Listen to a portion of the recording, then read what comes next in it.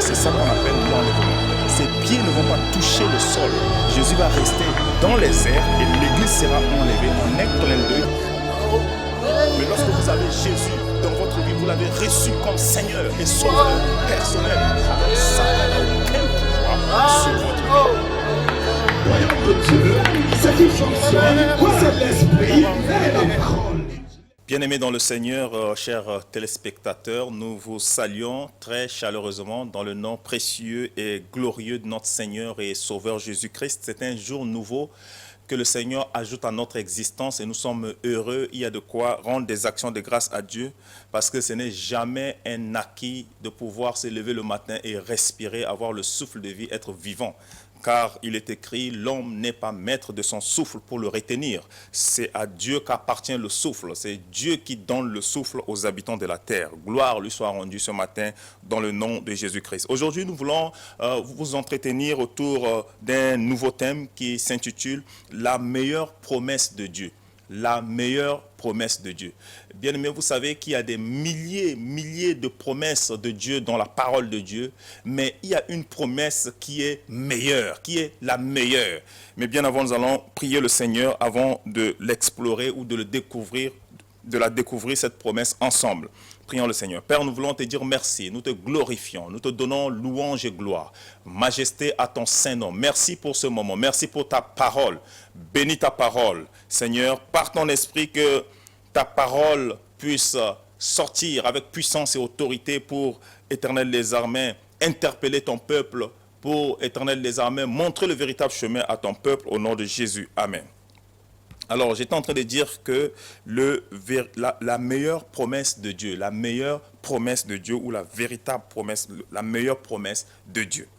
Nous allons lire dans le livre de Luc, chapitre 10, à partir du verset 19, jusqu'au verset 20.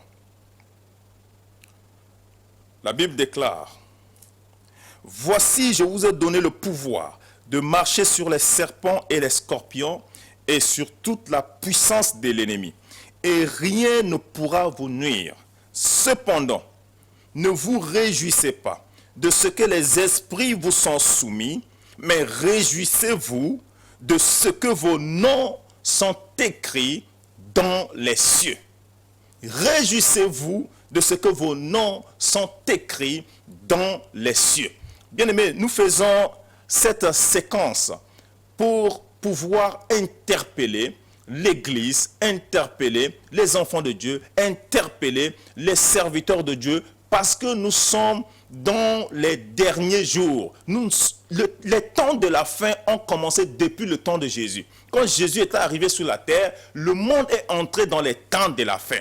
Après 2000 ans aujourd'hui, nous ne parlons plus véritablement du temps de la fin, mais des temps de la fin, mais nous parlons des derniers jours, parce que nous sommes dans le dernier virage.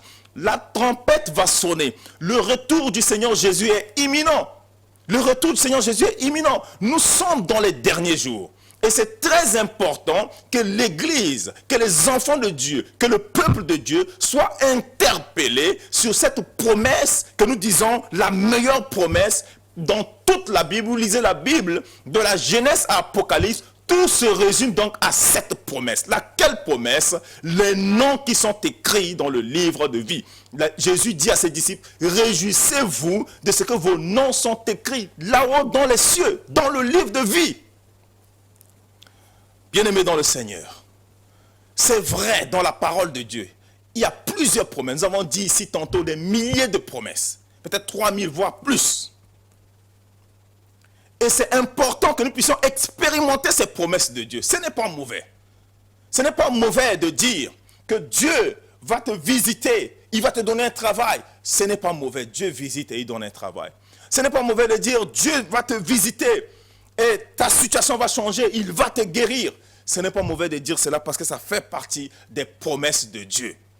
Lorsque nous sommes sur la terre, alors que nous marchons avec Dieu, alors que nous essayons d'accomplir les desseins de Dieu, il y a les promesses de Dieu qui sont appelées à nous accompagner, à se manifester dans notre vie de tous les jours. Mais cependant, il est de plus en plus remarquable aujourd'hui que l'accent est mis sur la prédication de la bénédiction matérielle, c'est-à-dire la bénédiction qu'un homme peut recevoir de Dieu pendant son pèlerinage sur la terre, que sur la véritable bénédiction, s'agissant donc de nos noms ou du nom du croyant qui est écrit dans le livre de vie. Vous savez, bien aimé, il est de la responsabilité des prédicateurs, plus que jamais, de mettre l'accent sur le fait que le peuple de Dieu ne doit pas marcher la tête orientée vers le bas. Non, la tête du peuple de Dieu doit être orientée vers le haut, vers le ciel, parce que nous partons au ciel, nous sommes en route pour le ciel. Nous ne sommes pas du monde. Jésus lui-même nous l'a dit. Nous sommes des étrangers sur cette terre. Nous sommes des étrangers dans le monde. Jésus est en train de nous amener quelque part. Notre destinée en réalité, c'est qu'un jour, nous allons quitter ce monde et vivre une bonne fois pour toutes avec le Seigneur. Bien-aimés dans le Seigneur, les disciples se sont réjouis. Ils ont dit, oh, les démons nous sont soumis.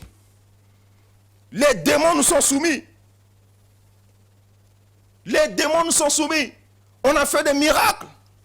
On a guéri les malades. Les paralytiques ont marché. Ils se sont réjouis de cela. Ce qui n'est pas mauvais. Aujourd'hui, l'accent est mis sur un ministère glorieux. Dieu a fait des grandes choses. Dieu a guéri tel. Dieu a manifesté sa gloire. Dieu a visité telle famille. Ce n'est pas mauvais, bien-aimé. Ce n'est pas mauvais. Mais pendant que nous prêchons, que Dieu peut changer ta situation, Dieu peut te donner un travail, Dieu peut te faire enfanter, Dieu peut te donner la promotion. Pendant que nous chantons ces choses, pendant que nous prêchons ces choses, c'est aussi important de dire au peuple de Dieu, de dire aux personnes à qui nous prêchons que ok, nous sommes sur la terre, mais ne perdez pas de vue le ciel. Ne perdez pas de vue le ciel. Ne perdez pas de vue le ciel.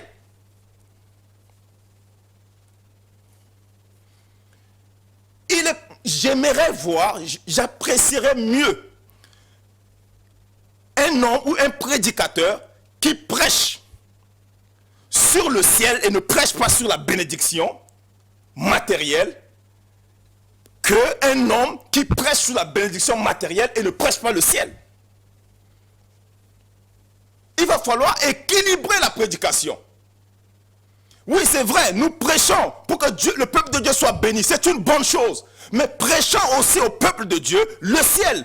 Prêchons au peuple de Dieu le retour du Seigneur Jésus. Prêchons au peuple de Dieu. C'est important qu'ils veillent sur leur vie, qu'ils veillent sur la foi. Paul a dit, plusieurs ont fait naufrage dans la foi. C'est aussi important et c'est plus important. C'est la meilleure promesse de Dieu pour son Église. Bien-aimé, Apocalypse chapitre 20, verset 15. Voici ce que la Bible dit.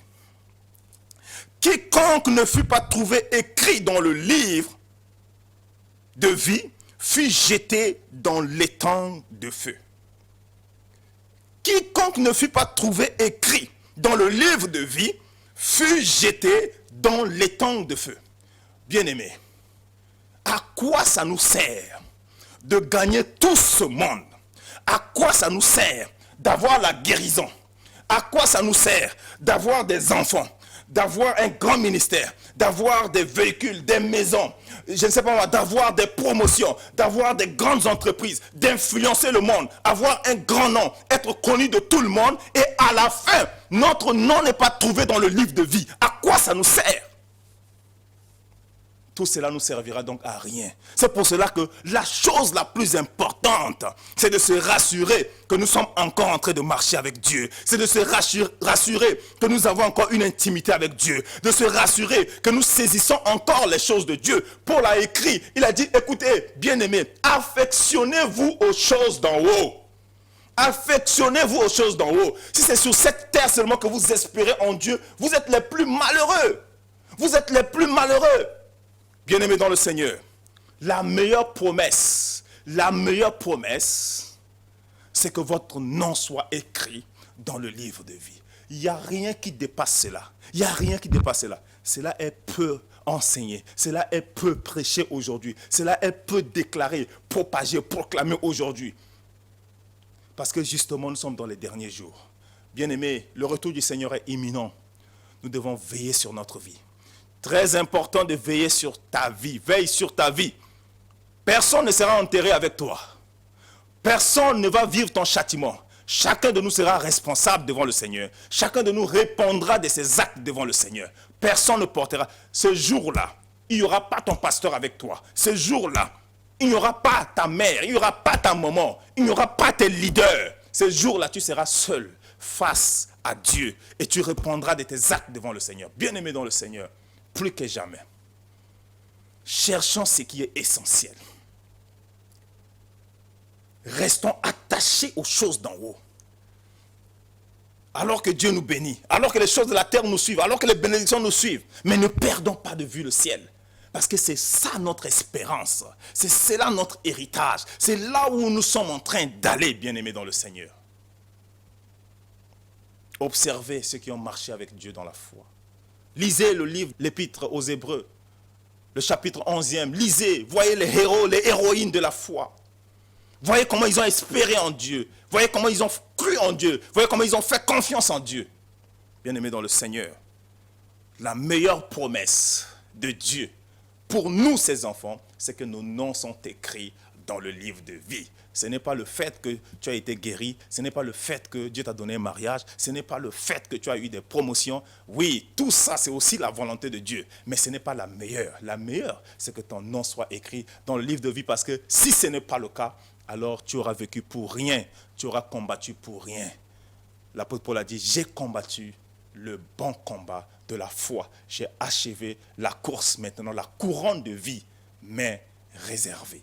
Gloire soit rendue à Dieu. Que le Seigneur vous bénisse là où vous êtes. À très bientôt pour un prochain numéro. Shalom. Express yourself in the Holy Ghost. La première fois, c'est ça qu'on appelle l'enlèvement. Ses pieds ne vont pas toucher le sol.